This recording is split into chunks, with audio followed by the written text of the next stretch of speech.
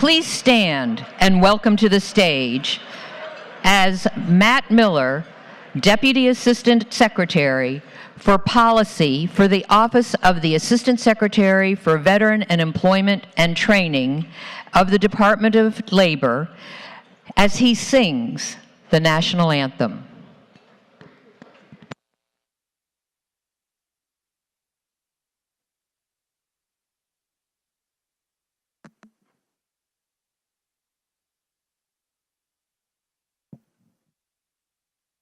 Wanted to, first of all, before you sing, just let you know that Congress passed and the President signed a law about 10 years ago that if you're a veteran, you have the option to render a salute during the National Anthem, so please do feel free to do so if it moves you to do so.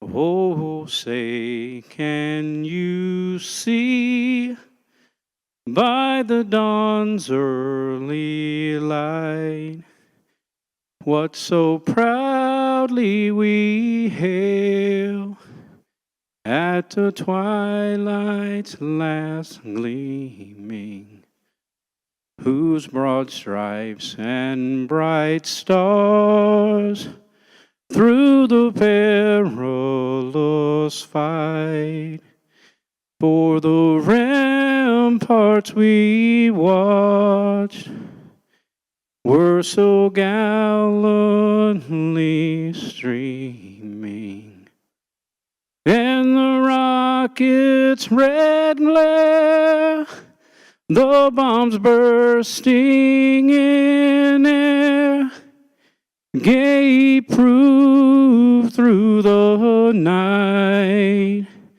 that our flag was still there. Oh, say, does that star-spangled banner yet wave for the land of the free and the home of the brave?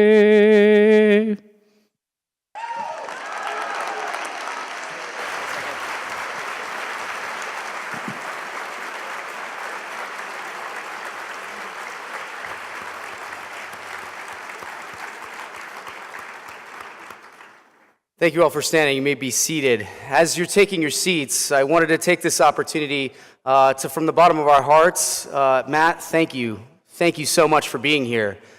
I'd also like to add that I'm fairly certain that you might be the most senior person to have ever sang the National Anthem at a Natcon. So one more round of applause for Matt. Thank you. Just a point of personal privilege. Any Georgia Bulldogs in the house? Oh, come on, you can do better than that. Even Georgia Bulldogs? Go Dogs. Go Dogs. So really quickly, I'd like to take this opportunity, if I could, to present Matt with our official Student Veterans of America Challenge Coin on behalf of not only the student veterans that are here with us tonight, but on behalf of the 1.1 million veterans hard at work in campuses nationwide. Matt, thank you. Appreciate it, sir. Thank you so much.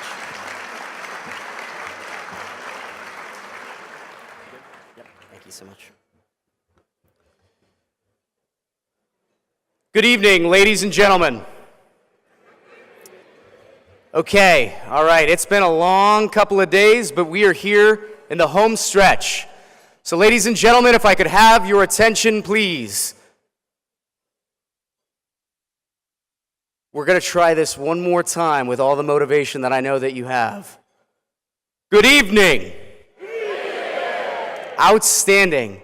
Again, my name is Jared Lyon, and I have the pleasure and honor to serve as your CEO at the national headquarters at Student Veterans of America. I want to thank you all very much for attending the SVA's Honors Awards Dinner, and this is going to be a great night full of camaraderie, fellowship, friendship, and motivation as we hand out some solid hardware to recognize the good works of those that have been with us. But first, I have a distinct honor before we conduct with our POW MIA ceremony, before we conduct our dinner. I have the distinct honor to recognize the sponsor of tonight's most special dinner an event. This evening's event is sponsored by Apple.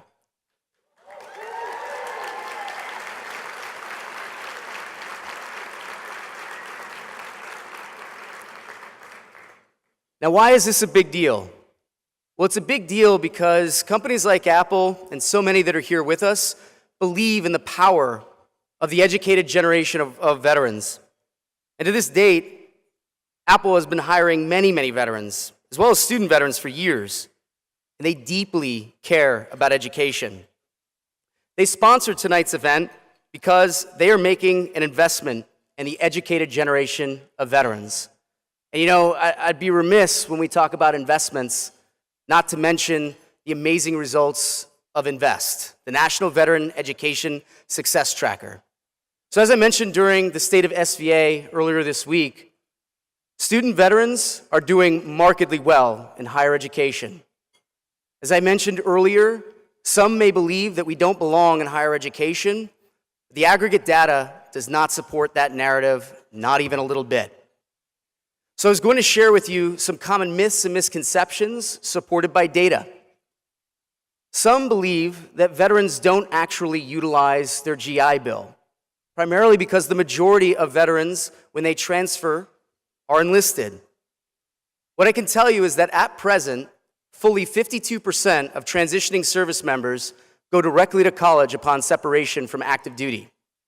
It is actually the single biggest thing that we do upon getting out of the military.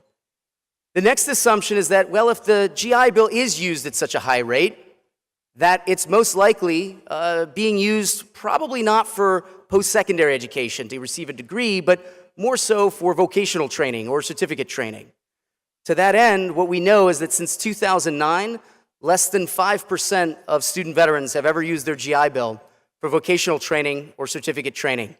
Fully 95% of us have attended post-secondary education. The next assumption is, well, if that's true, they must only be going to two-year schools instead of pursuing anything further than that. And the reality is that the majority of us do begin our educational journey at community college. I shared with you earlier, when I separated from active duty in 2005, I did so at Brevard Community College in Melbourne, Florida, using the GI Bill to finish an associate's degree. And about 60% of us do that. But most of us don't graduate with an associate's because we matriculate into a four-year. And degrees earned on the GI Bill, in this order: bachelor's degree, master's degree, associate's, and then terminal degree, PhD, JD, and MDs. The next assumption is that, well, if a lot of us are going to post-secondary education, we might be inclined to attend a for-profit institution more so than a not-for-profit. Since 2009, less than 20% of veterans have attended a for-profit online institution of higher ed, meaning over 80% of us attend a brick-and-mortar, not-for-profit, public or private. The next has to do with the majors that we're pursuing. It's commonly held misconception that we're all a bunch of underwater basket weaving majors. As a submariner and a diver, I've looked and yet to meet an underwater basket weaving major. But to that end, the top three majors in this order are business, science, technology, engineering, and math, and then health-related fields. That accounts for 52% of all veterans in higher education. The next assumption is that we will be struggling academically, and we will not perform well when we get to higher education. The easiest metric I can give you for this is the GPA. We know that the national average GPA in America is a 2.94. That wouldn't be good enough for veterans because we maintain a 3.35 GPA.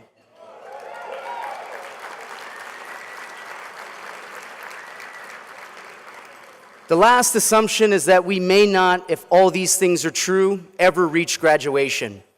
If anyone ever looks at you and tells you that veterans will not graduate, they simply don't know the facts.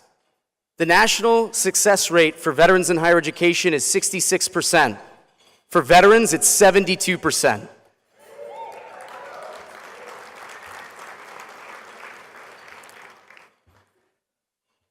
Apple knows this, and in my opinion, that's why they're here.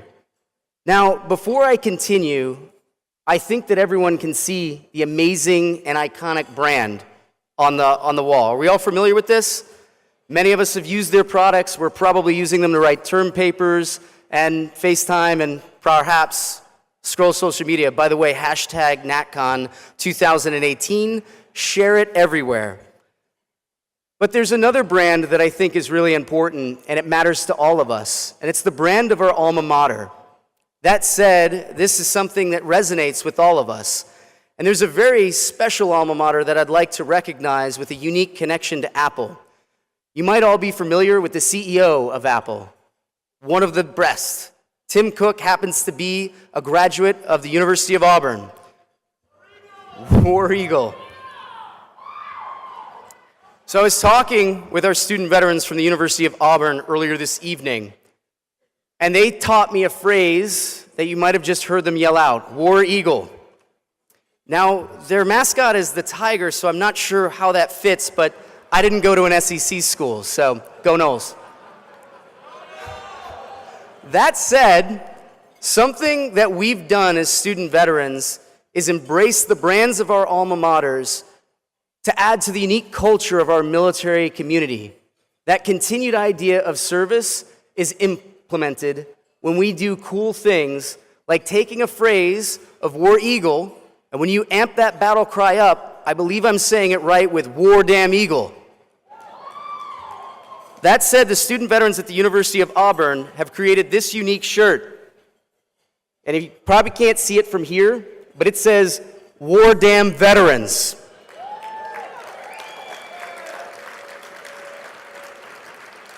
The student veterans from the University of Auburn are sending this shirt back with the Apple team to present to the CEO of Apple, as well as a challenge coin.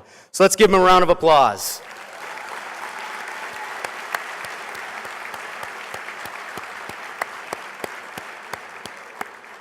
Teams are incredibly important. Most of us here are chapter leaders, but even if we're not leaders of our chapters, we're still leaders on campus and in our communities back home.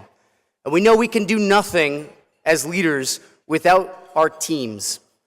To that end, there's a special team that I'd like to recognize this evening, and it's the team from Apple, who along with 100 exhibitors from around the country manned the SVA campus. If you had a good time on the SVA campus, let me hear from you.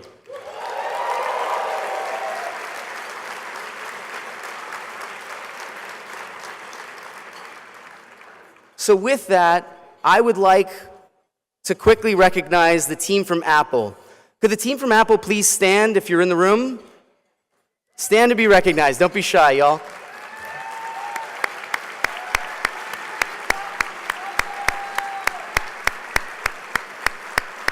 And stay standing for just a minute.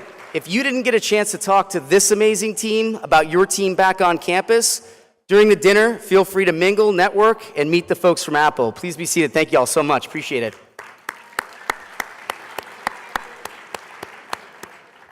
And speaking of teams, I'd be remiss if I didn't highlight one of my favorite team members at Apple.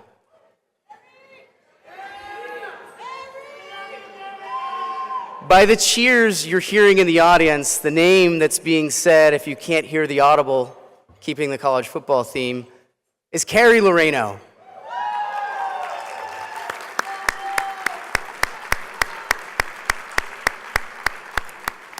Carrie, let that acknowledgement be recognition of your representation in our community, the veteran community. Carrie is somebody that I was coming up the ranks, working at Syracuse University's Institute for Veterans and Military Families, trying to find my voice as a veteran advocate. Carrie Loreno is somebody that I saw from a distance because she was a leader. It was obvious that she was an executive leader, but there was something uniquely special about her. It was her ability to speak both corporate America and veteran that made her such a powerful ally in the work to advocate on behalf of our generation of veterans, which is my humble belief that through the transformative power of higher education is the next greatest generation of veterans. But Carrie is somebody that most people might find shocking is not herself a veteran, given how well that she can speak veteran. To that end, Carrie has a unique connection to the veteran space. And I don't want to share much of her personal story as that's hers to share with you. But a dear friend of Carrie's was killed in Afghanistan serving as a Green Beret. And Carrie, from the bottom of our heart, We thank you for all you've done for our community. Thank you, Carrie.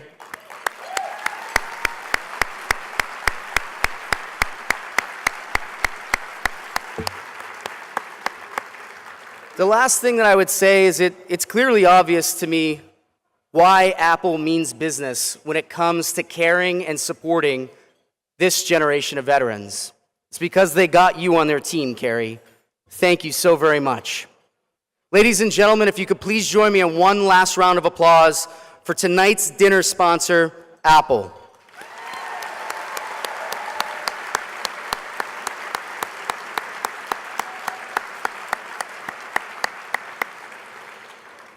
Ladies and gentlemen, we have one more thing to do before we start our wonderful dinner service. And I need to request for the last time this evening for silence during this next portion of our program as we conduct our POW and MIA ceremony.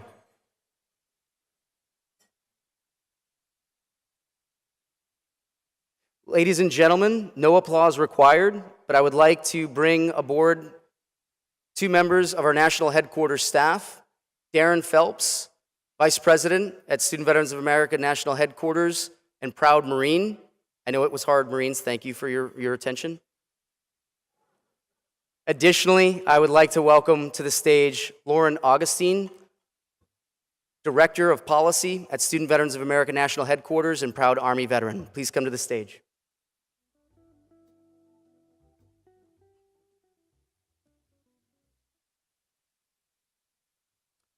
Thanks, Jared. As you entered the room this evening, you may have noticed a small table in a place of honor. It is set for one.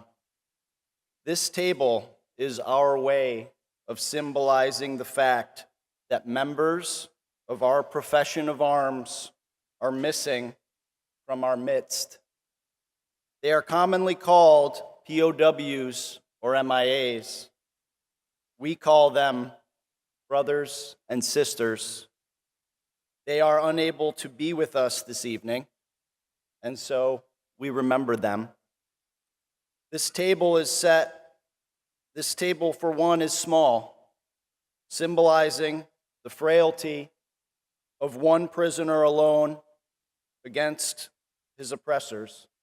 Remember. The tablecloth is white, symbolizing the purity of their intentions to respond to their country's call to arms. Remember.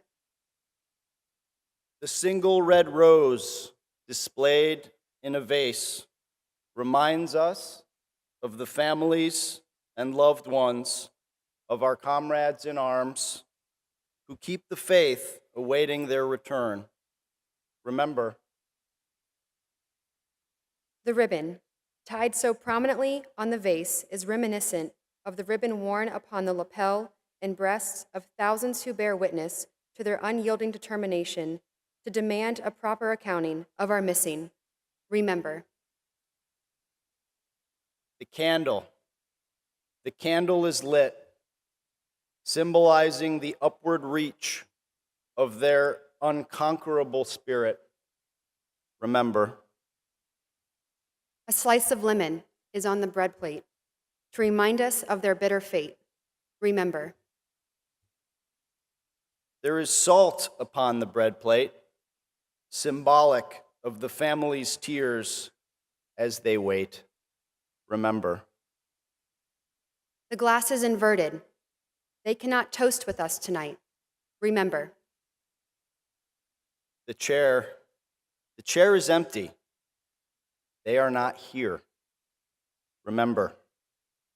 All of you who served with them and called them comrades, who depended upon their might and aid and relied upon them, for surely they have not forsaken you. Remember. Remember until the day they came home. Remember. And now, a moment of silence to remember our student veterans who have made the ultimate sacrifice and are no longer with us.